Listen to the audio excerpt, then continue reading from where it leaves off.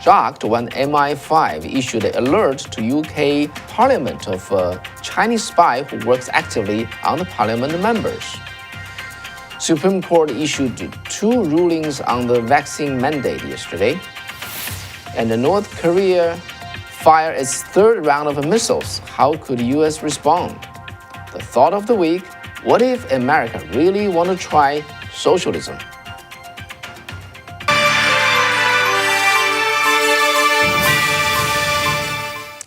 Welcome to Wei and Kathy show, and Kathy's absent, and this is Wei only here.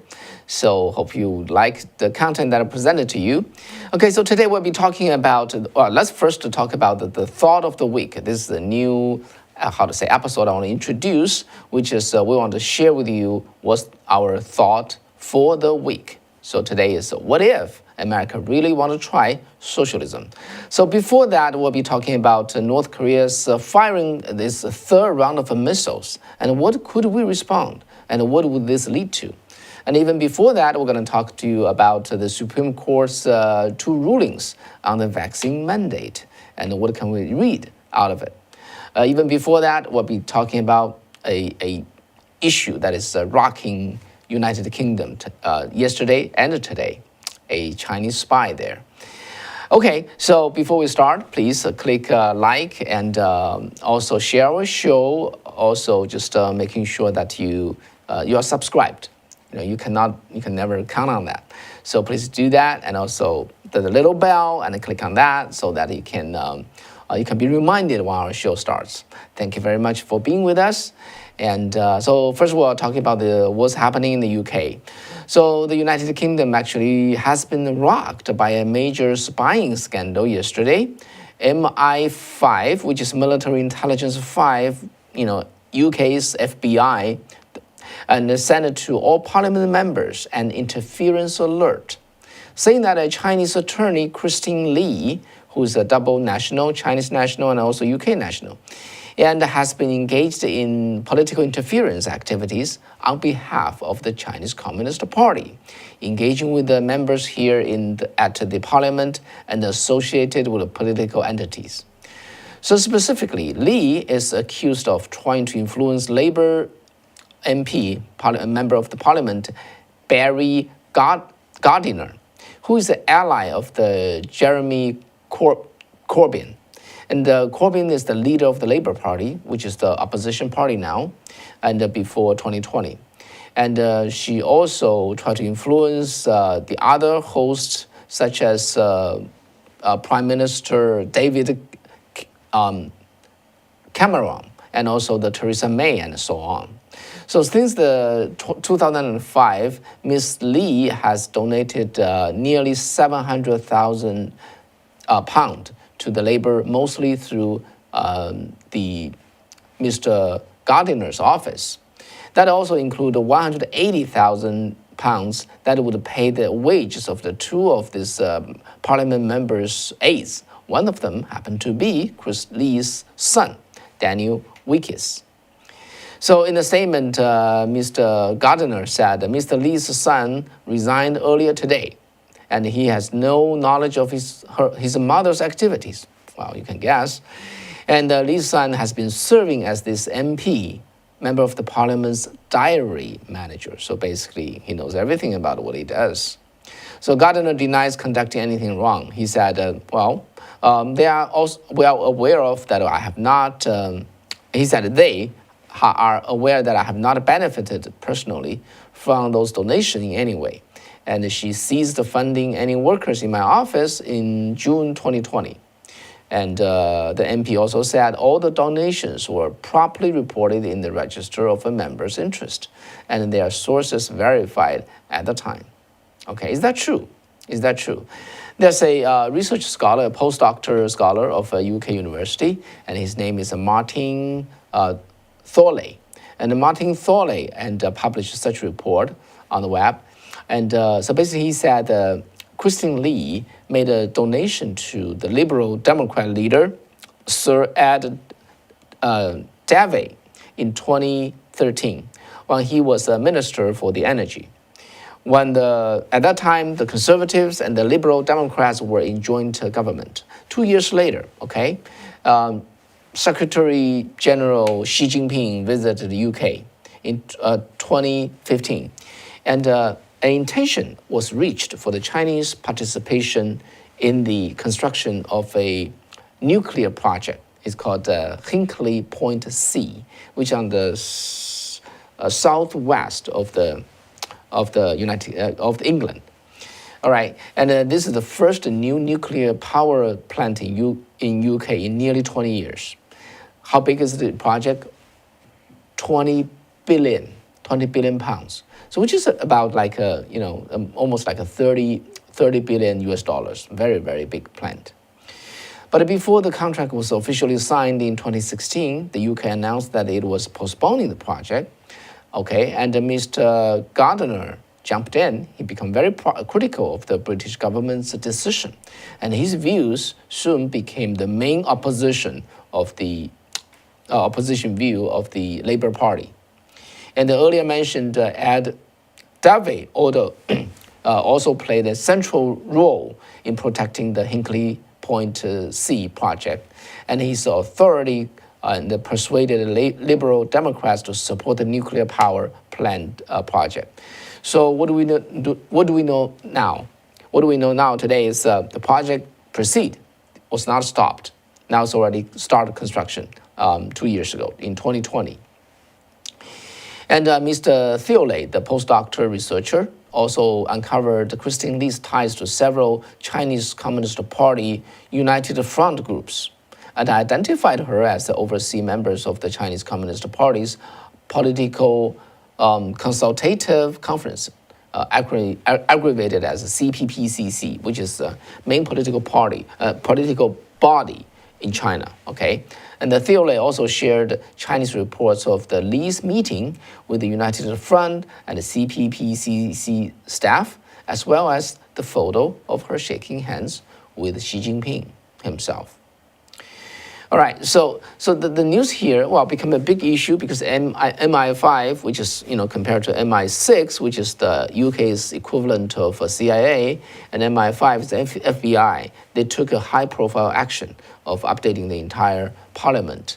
So the news, the head of the news become much bigger than the issue itself.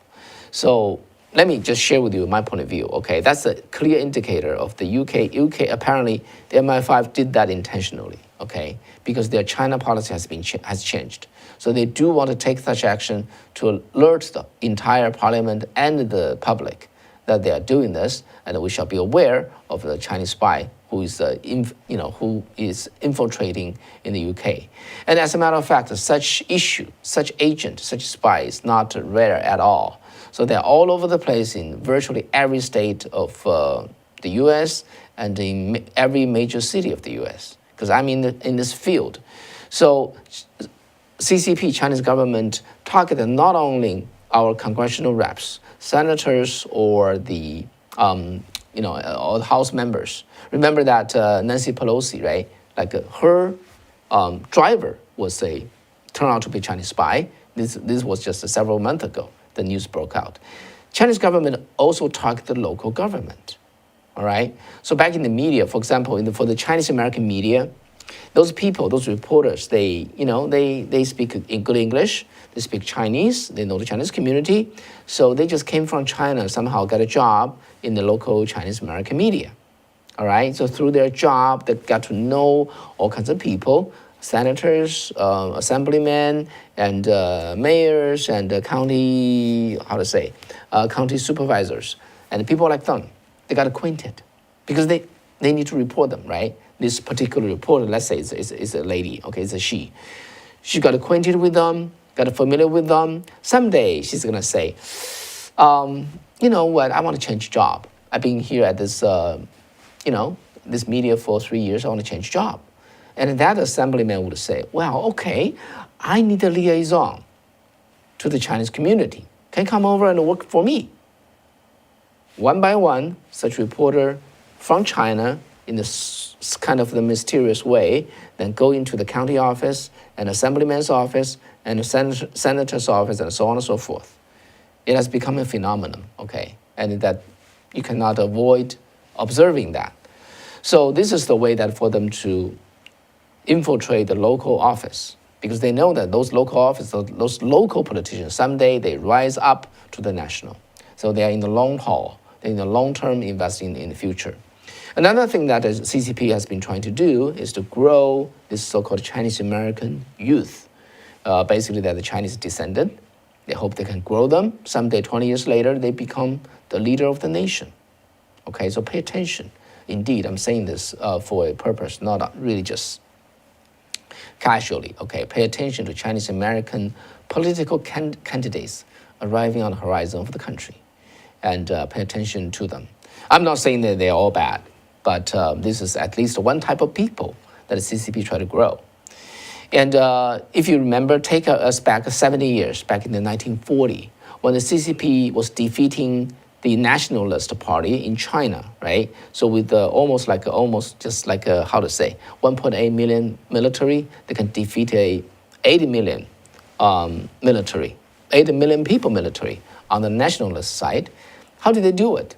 Well, military is one thing.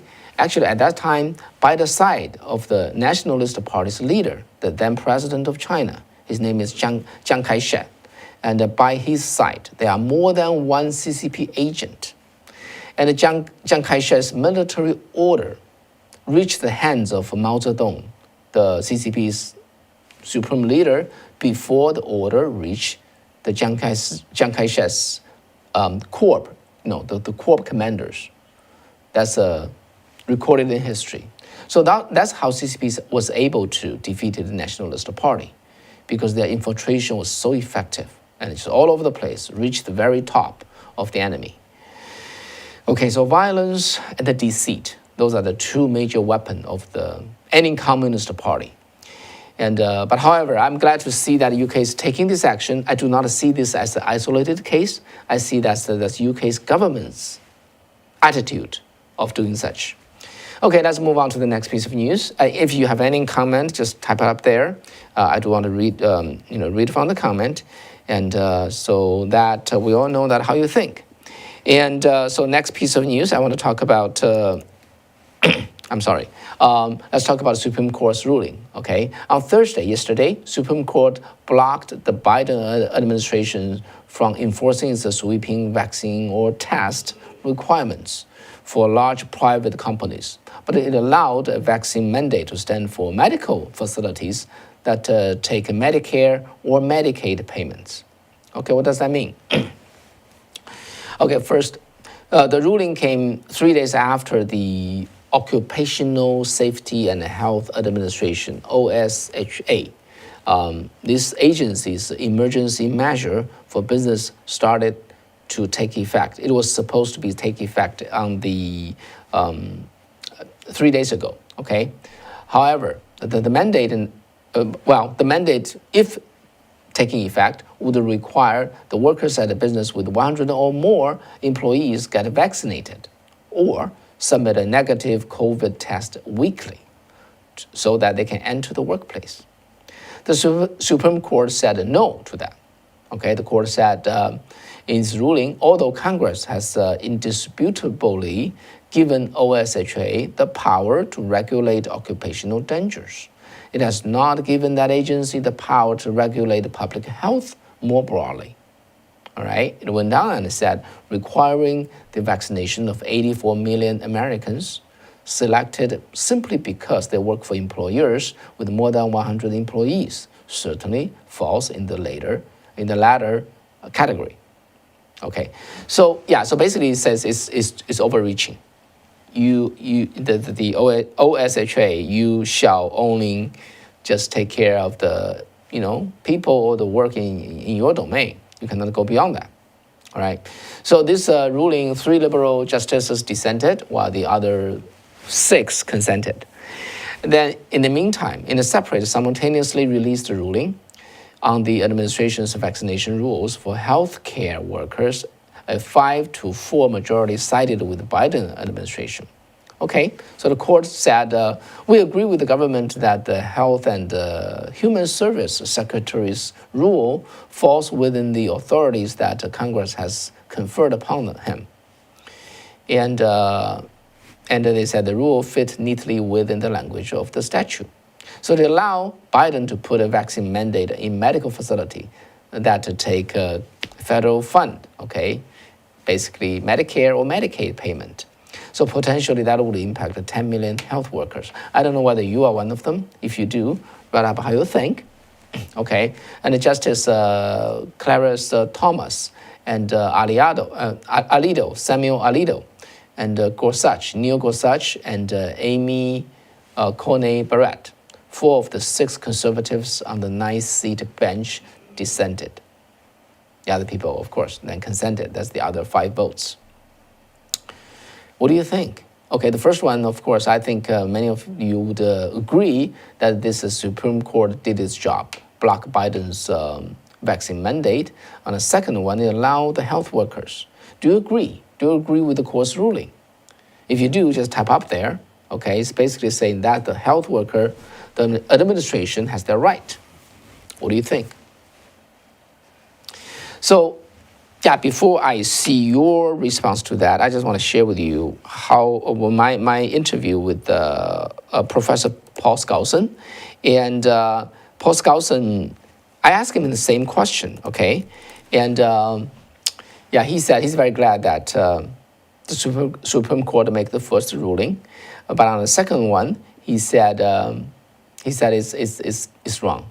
They should not have done that because the government should not have the right to just impose somebody needs to do this to their body, and just as with that kind of right. So he doesn't agree to that. And if that's the case, he says someday they can say, you cannot eat red meat. So this is still outside the mandate or the power of the federal government. So, but I don't know how you think about that. I just would like to see how you think. And all right. So next, let's move on to my next piece of news, which has to do with North Korea. So North Korea has fired 2 rounds of missiles this year already in a few days, including the hypersonic weapons. To respond, on Wednesday, the Biden administration sanctioned a handful of North Korea individuals involved in obtaining equipment and technology for the missile programs. Okay, and the U.S. is also proposing the UN, United Nations sanctions in response to the missile test. All right, so what's the North Korea's response? They conducted its 3rd weapon test of this year. And then, so the 2 short-range ballistic missile was fired and at 2:41 p.m. and another one 10 minutes later. So on Friday, which is today, and it was launched from the country's North Pyongyang province, which borders China. The 2 missiles flew about 270 miles at an altitude of about 22 miles before splashing into the waters between Korea, Japan, and Japan. All right. So the reason why I want to raise this with you, of course, this is not rare, right? They did that all the time. I just want to review with you that in the 2017, when President Trump walked into White House and sat down with the President Obama at that time, the biggest headache Obama passed on to Trump is the issue of North Korea. If you still remember at that time, North Korea was firing missiles every now and then, and even threatened the Guam, the island of Guam. And Hawaii was entering the drill at that time because who knows what's the next, where the next missile will be going to. So it becomes very, very tense. And really, Obama at that time, to my recollection, and he really don't know how to resolve this issue. So he's stepping down, and so he passed the ball to President Trump. And then we know that for Trump, they have the Singapore talk, have the Vietnam talk, and then also in the South Korea and the 38-degree borderline talk and things like that. And North Korea has been largely quiet. Okay, and if you really remember, if we want to just recollect what happened, so pretty much, President Trump did 3 things. First, issue very stern warning to the North Korea, to the Kim Jong-un, and the supreme leader, and saying that I will just raise range of fire for the entire North Korea. And that's the first thing. He does not show any weakness. The second, he invited him to Singapore, right? He pretty much just produced a PPT, PowerPoint. But I think it's a short video, basically showing him that I block every route he can go to, but I leave one exit. If you go through that avenue, that's in the northwest coast of the Korean Peninsula. He said you can have your free economic free zone, and where America will invest in it. We're going to build a high-rise there, and the coastal hotel, and the resort, and things like that. We're going to bring prosperity to you. If you don't develop the nuclear program. And he just packed his bag and saying that behave. I'm going to give you, in Chinese, we'll give you candy if you behave well. Otherwise, I'm going to bomb the heck out of you. It worked, believe it or not. It worked. And Kim behaved largely over those 4 years. And so if I have to summarize that in the way that the founding father would do if they were here today, it's very classic. Peace through strength. Build our strength first. And based upon that, we are not afraid to go to war. With that, we can avoid a war. Okay, that's why when Trump first came into power, the White House, he just raised 40% of the military spending, right, from $500 billion to $700 billion overnight. That's called peace through strength. So now Biden is facing the same issue. This is another hot potato, and they sanctioned 5 Korean, officers. Would that work? Probably no. If the U.S. does not show the resolve of willing to use force and to basically to deal with the North Korea, and then they would keep firing because they think every firing will create a disruption, create problems for those democratic nation, and those politicians won't like it, so they have to pacify North Korea, and then they will get what they seek after. So this is a test of the Biden. He has Obama there, he has Trump there. What would he do? Maybe you can say very simple, just follow Trump because Trump's approach worked, but behind Trump's action, there's a strong will, building the strength, and he's not afraid of using it. Do we have that? Does the new administration have that? If they have that, they can get this to work again. If they don't, it's going to become bigger and a bigger headache. We shall see. So peace through strength. That's one of the founding principles of that our founding father left us with. Okay, so thought of the week. So basically, this morning I interviewed Professor Paul Scholes. So I asked him these questions. I said, every 4 years, literally every 4 years, right? New people, presidential election, people become 18-year-old, and then they become voters. They can cast a vote. And for most of them, those young people, they grew up in the public schools. They are pretty much just, brainwashed with this socialist is not bad type of thing, or even it's good. And with the most recent pandemic, young people, this is Professor Scholes' word. He said the young people got the wrong impression. Gosh, our government is so rich. They just keep sending us checks. Government has a lot of things. I'm entitled to that. So the welfare check now is sending a very, very wrong message. And the young people learn to receive. They're entitled to. So that's a bad thing because our federal government is not rich at all. It's a $29 trillion in debt. They have zero money. They only have negative money. And then they still can keep printing money and keep sending money out. And that teach our young people a very bad lesson.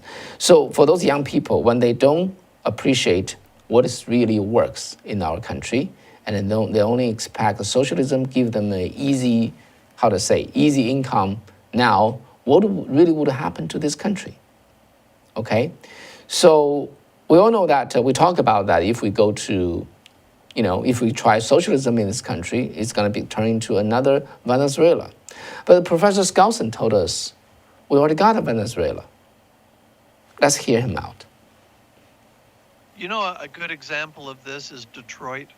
Detroit used to be just a golden, sparkling city of productivity. The three big automakers were there, and they were pumping out these quality machines, and everything it was building America. We could all travel, and whatever you needed, it was available in a truck, in a car, in a big truck, or a little one. Just Detroit was beautiful. And then socialism came. Socialism came in the form of unions. And the unions came in and they organized the workers and went on strike to get more money. As their demands went up, the quality of product began to go down. A direct result of socialism, which unions are. It's socialism. And so the foreign countries, over in South Korea, in Japan, in Europe, they started to produce higher quality cars. They moved into America. They took over the market. This golden, gleaming, shimmering city of Detroit started to decay. People started to leave. They were being laid off from the factories. The factories started to close. Sections of the city became vacated. Gangs would move in. People would break down the walls to get the copper pipe. They'd rip it out of the walls and take it to the recycle center to get money. Properties were abandoned. Gangs roamed the sidewalks and the streets. And what did the government of Detroit do? They were all a bunch of liberal Democrats. They raised the taxes on the people. That drove more people out. This whole city was just shut down because of socialism and all of the rot that brings. And the people moved out, and all the business of car making went up to Mexico, went up to Canada, down to Mexico. And that's where the automobiles, foreign automobiles, Toyota and Honda and all these wonderful manufacturers, Hyundai, these different ones, that's where they were doing their work. They were shipping from overseas completed product. They were assembling completed product, and our market becomes inundated. And this American institution is shut down. It's rusting and rotting away. So that, I think, is a perfect example of the direction that America is headed. All these institutions that we rely on, that we're so proud of, that makes us so strong, part of the American dream, they're all being corrupted and undermined by the elements of socialism, which is the precursor to communism. That's in our country, alive and right now. And until a Detroit-type rusting away and dissolution, collapse, until that becomes really widespread, the people will probably just sit by and be happy to watch football and receive their welfare check. Okay. When that starts to collapse, then I think we'll see people. Yeah. So I have a much more talk with Professor Scholes about that. How are the people in this country reacting to what we are going through? That's what he said. So basically, he said things has to become much worse for people to realize really we have to do something about it. So before that comes, people are still preoccupied with things that they have to do, and whatever happened in Washington D.C. has not reached us yet. So we still have our life together. So we're gonna keep sliding in the direction that this country is sliding into. So in the meantime, young people going through school, and the media is doing the mainstream media, so-called MSM, they are doing the undeserved job and to keep misleading the public, including the young people who become voters year after year. So we're going to face something that more and more serious, but it's still a blessing in disguise, because that's a process to awaken us, so that we finally, probably more and more among us, would realize, no, we have to do something about it. Okay, so this is Professor Skousen's word, and in terms of the Supreme Court's action of yesterday to rectify something that it should be doing, and it did, and also about the North Korea issue, the peace through strength. Those are all just the very fundamental value of our Constitution, of what this country is all about. But the people has forgotten the Constitution and forgotten those values. That's why we are, all these things is happening. Our country is sliding into a certain form of socialism. And we really don't need to go through the entire experiment. Detroit already went through that. If we're looking for Venezuela, it is called Detroit, Michigan. The shiny city now become a decayed one like this. In 2013, it declared bankruptcy. Of the total debt is $20 billion. That's the largest municipal bankruptcy in the U.S. history. That's our Venezuela. That's enough for us to learn from it, think about it, and act upon it. All right, so that's the thought of the week for today. And thank you very much for staying with us. And I hope that, because with one person, I really cannot quite read the comments and in the meantime responding to you.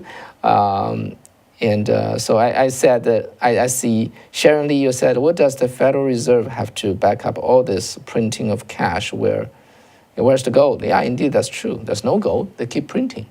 And then this negative, 29 trillion negative, federal government is just keep printing money, more and more money.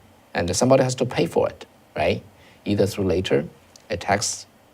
through tax, or our children. So, but anyway, so I think a lot of things for today is really for us to think about as the citizen of this country. We bear our duty. We have that duty. And just like 230 years ago, the founding fathers, they carry that on their back and they rectify the situation. And today, probably it's our turn. All right. And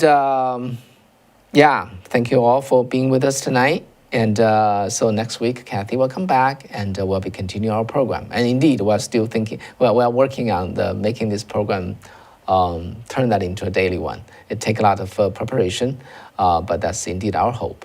And also our promise to you.